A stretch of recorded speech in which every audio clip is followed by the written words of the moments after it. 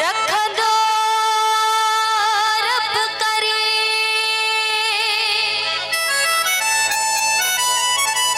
पढ़ दो पना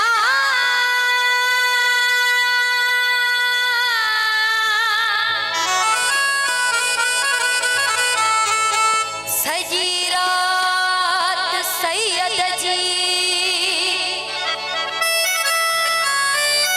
सजी रात सैयद जी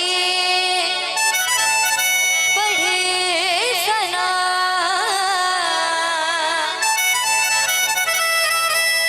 अल्लाह जे इश्क में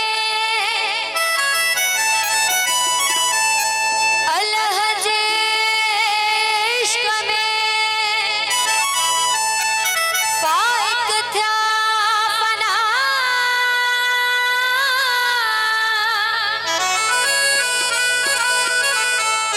से कंदा कीन गुनाह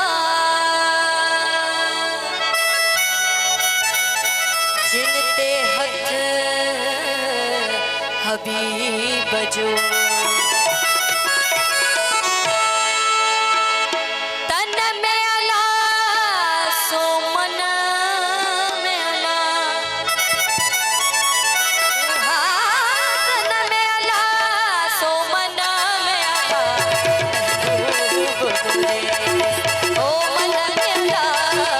महबूब गुले ओ मन में अला तन में अला सो मन में